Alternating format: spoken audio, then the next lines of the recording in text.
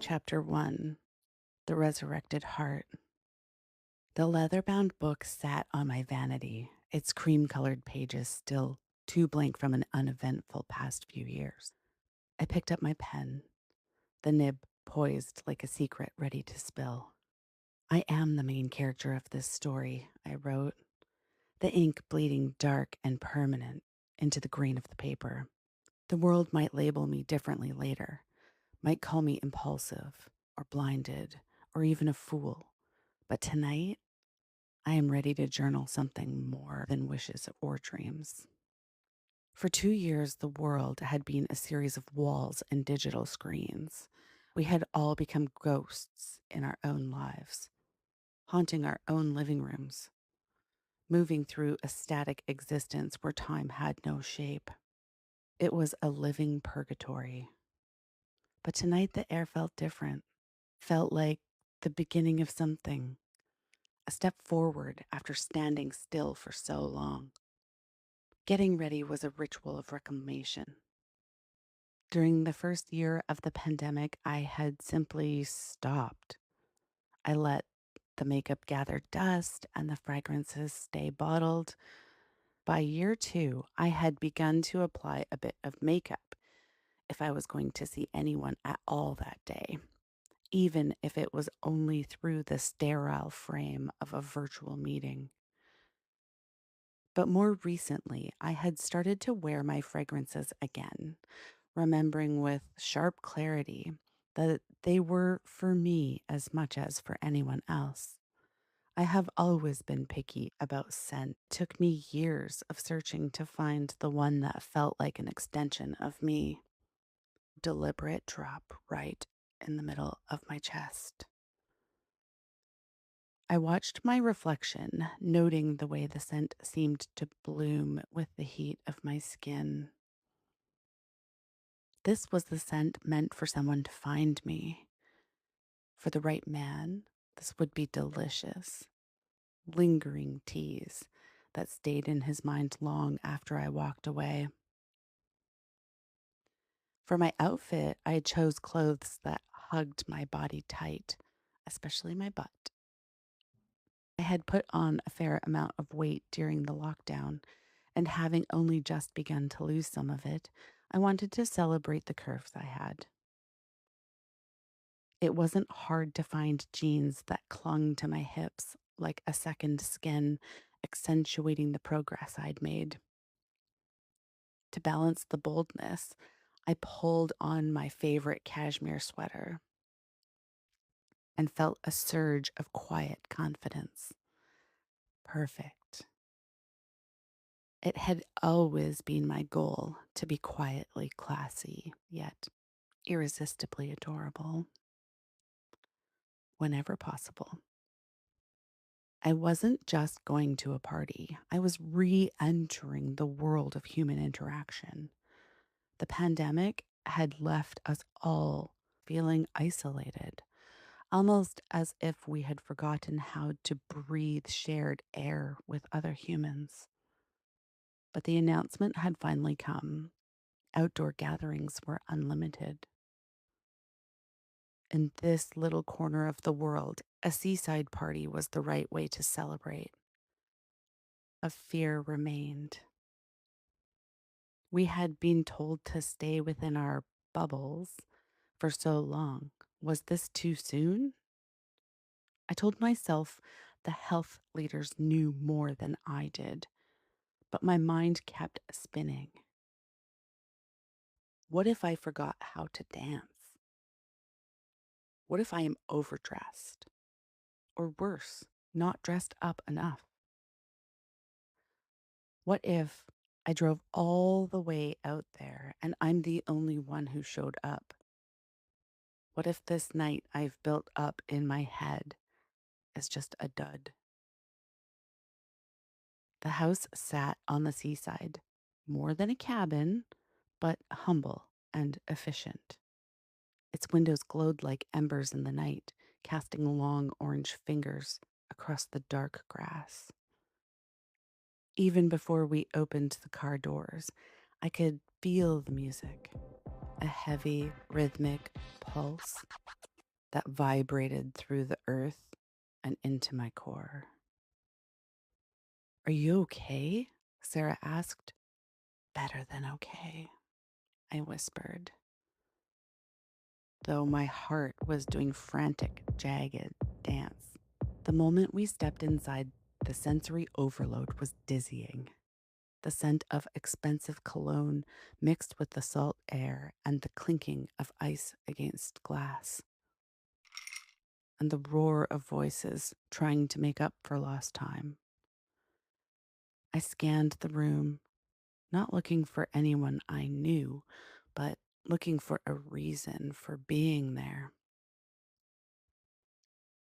At first, I was disappointed. It looked a little sparse. The crowd seemed a little thin. I decided then and there to give it exactly 1 hour. If a spark of excitement didn't catch, I'd take a walk on the moonlit beach or hope that Sarah was also bored and we could leave. And then I saw him. He was standing across the crowded dance floor, leaning against a door frame with an air of absolute unbothered ruggedness. He wasn't dancing. He was simply observing, a glass of amber liquid held loosely in his hand. He wore clothes that looked freshly washed. A dark, rugged shirt that clung to the broad, powerful span of his shoulders. He looked like a man who worked with his hands for long hours every day and succeeded. Even from 30 feet away, I felt it. It was a physical jolt, a sudden shift in the room's gravity that knocked the breath right out of my lungs. My whole body felt activated, waking up from a numbness that had lasted years.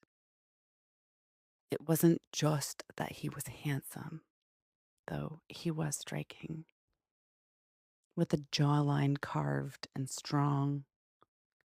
His hair was very tidy at the bottom, but the top was longer, curly, and tousled. I couldn't tell if it was messy on purpose or by accident, but I knew instantly that it begged to be touched.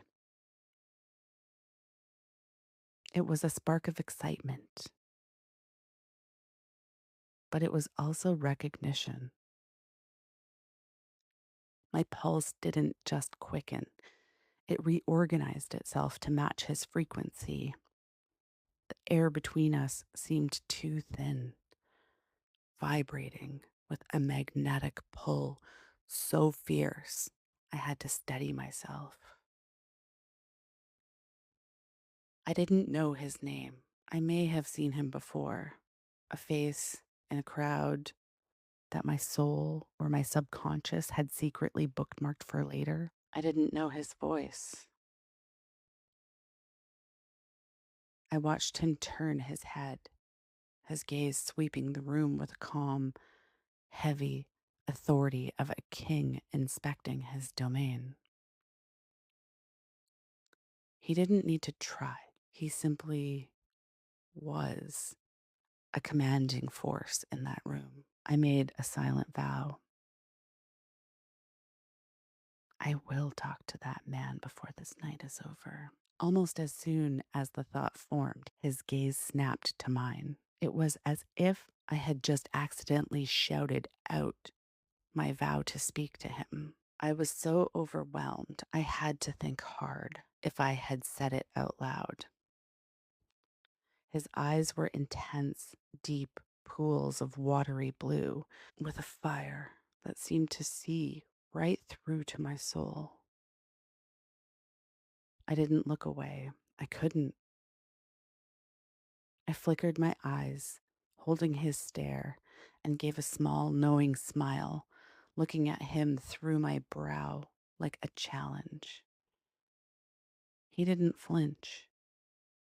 Instead, a slow, devastatingly handsome smile spread across his face, a smile that reached his eyes, making them twinkle a little brighter and made the rest of the room fade into a gray blur.